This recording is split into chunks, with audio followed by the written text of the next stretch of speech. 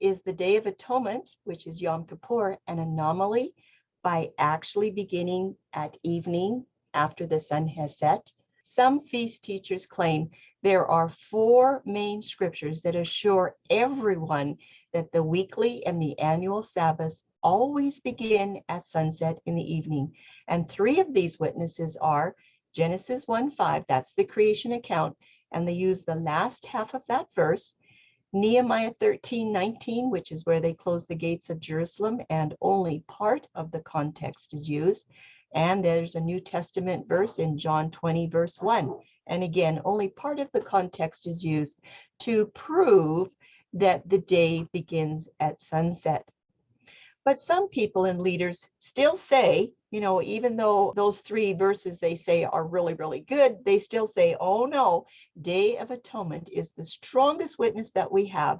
And they claim that this is the most solemn Sabbath of the year, and it still begins with the evening because, you know what, of a few words that are in verse 32.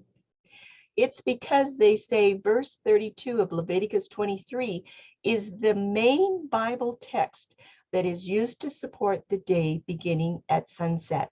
A total of only 9 words. You've heard them before. From evening to evening, you shall celebrate your Sabbath. It's the second part of the verse. We need to remember that Leviticus 23, 26 to 32 has a total of over 230 words. It's only the last 9 words of the atonement content that are used to determine the day start for all the yearly Sabbaths. That is only 3% of the words used to establish a very important worship statute and a doctrine. If around 3% of the context for Day of Atonement establishes such an important worship statute, are we not accountable to find support for the sunset day commencement in the rest of the scriptures, no matter what? Shouldn't we have at least 2 or 3 witnesses to this? Yes, the foundation of the sunset theory is very strong in claiming that the new day begins at sunset. We were raised that way. We're going to look at an example, but we're going to use dawn day timing, and you can try this with sunset timing and see if it works out any differently. So we want to illustrate this concept for Day of Atonement, where sunset theory claims that the 10th day begins at evening of the 9th day. And we want to know exactly where is this evening of the 9th day. So we have a little calendar here. And I've just started on the date number 8, where we have a light season. This would be the dawn day starting in the morning with the light season. And of course, you have your sunset that would end your light season. And then you have your night season following that would finish off your 24-hour cycle.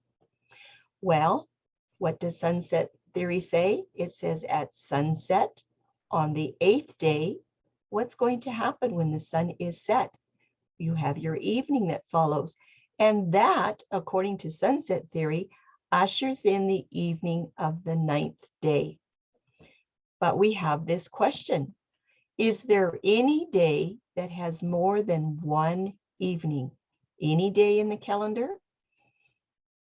Well, it's time to consider the next step. We're still going to use the dawn timing, because now that we have located the evening of the 9th day, we need to find the full 24-hour span of the cycle to the next sunset.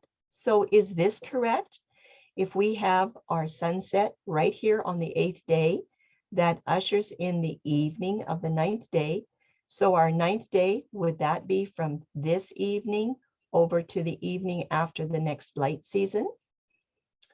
Well, on the 9th day, you have a sunset right there. So we have sunset on the 9th day, and that is going to usher in the evening of which day? Which day does this usher in? Or is this really a second evening of the 9th day? Remember we said, can there any day of the calendar have 2 evenings? Well, Tim is going to help us out and look at this according to sunset theory. Tim, help us out. This slide has got a very important point that we need to consider carefully. This is sunset theory on Tishri the 9th. If you look on the left side of your box, you'll see a copper-colored rectangle where the arrow points to. That copper-colored rectangle is the evening mixture. After the sunset of the 8th, ushering in the evening of the 9th day, that's the copper-colored box, it is declared by many as being the start of the Atonement Shabbat. At this point on the copper-colored rectangle, if that is the Atonement Shabbat starting on the beginning of the 9th of Tishri, we need to carry through this Atonement Shabbat for the full 24 hours of the 9th of Tishri. That would be sunset to sunset. If Yom Kippur begins here, that is the Shabbat of Yom Kippur on the even of the 9th, what do we have? We have 24 hours of atonement on the 9th of Tishri, and that is before Tishri 10 even begins. Is that what we read in the scriptures?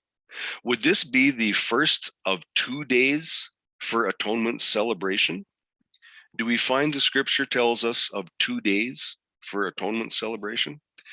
And what about some things in Leviticus 23, 26 to 32?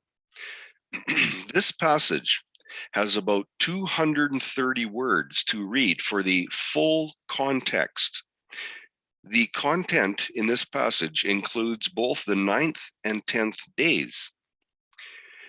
The sunset commencement is based on about 3% of the content of this passage. Are we going to carry through our doctrine of sunset theory with only 3% of the content, or are we going to look at the details of the scripture in its full context? That's a good question. We know that John 8:32 says, "And ye shall know the truth, and the truth shall make you free." We need to find the truth of when the Day of Atonement really does begin and where it ends. And you can know this truth. It is a nugget of truth. You can see this in a full and complete study and understand what begins at the evening of the 9th day and what begins at the next dawn in the full passage of Leviticus 23 for Day of Atonement. And you can find out if there's 2 evenings on the 9th day. We have live studies every week, and how can they sign up? If you look at the bottom, you'll see studythecalendar.com address there. That is for the website, and you can sign up with Covenant Calendar Club, and you can join us for the Friday and Shabbat Zoom meetings. These include the live discussions where you will find many answers. Thank you for joining us today, and Shalom, and we hope to see you join us on Friday and Shabbat Zoom meetings. Thank you for your time. Shalom.